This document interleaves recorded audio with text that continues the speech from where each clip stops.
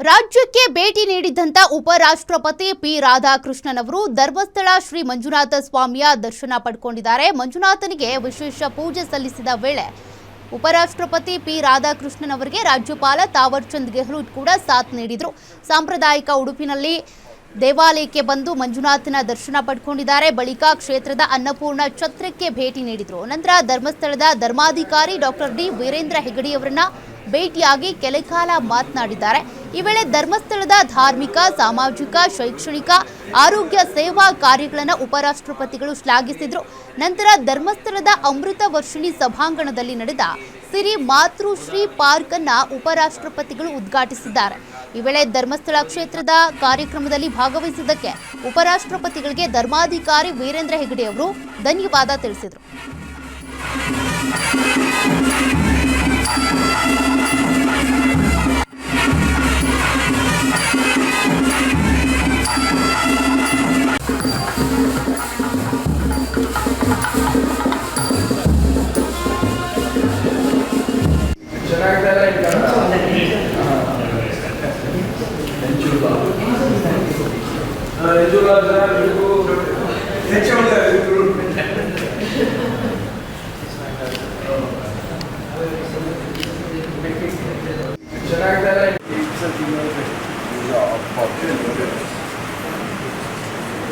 Memento to the Vice President. ನಾನು ಅವರ ಉಪಗೀತೆ ಪಡೆದು ಕನ್ನಡದಲ್ಲಿ ಕೆಲವು ಮಾತುಗಳನ್ನು ಹೇಳಲು ಇಚ್ಛಿಸುತ್ತೇನೆ.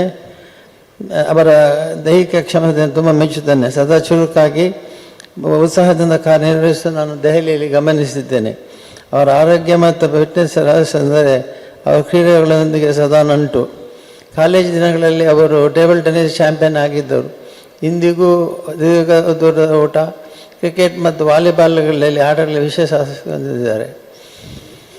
ರಾಧಾಕೃಷ್ಣನ್ ಜಿ ಅವರು ವಿಶ್ವದ ಅನೇಕ ದೇಶಗಳಿಗೆ ಭೇಟಿ ನೀಡಿದ್ದಾರೆ. ಯುರೋಪ್, ಏಷ್ಯಾ, ಮಧ್ಯಪ್ರಾಚ್ಯ, ಆಫ್ರಿಕಾ ಮತ್ತು ಉತ್ತರ ಅಮೆರಿಕದ 20 ಹೆಚ್ಚು ದೇಶಗಳನ್ನು ಸಂದರ್ಶಿಸಿದ್ದಾರೆ. Sir, your presence fills us with pride and joy and inspires us to work harder and bigger for the welfare of the society. We are deeply honored by your visit. Thank you, sir. ಈ ಸ್ಮರಣೀಯ ಸಂದರ್ಭದಲ್ಲಿ ಕರ್ನಾಟಕದ ಮಾನ್ಯ ರಾಜ್ಯಪಾಲರಾದ ಶ್ರೀ ತಾವರ್ ಚಂದ್ ಗೆಹ್ಲೋಟ್ ಜಿಯವರು ಸಹ ಸಾನ್ನಿಧ್ಯ ನಮಗೆ ದೊರೆತಿರುವ ಭಾಗ್ಯ.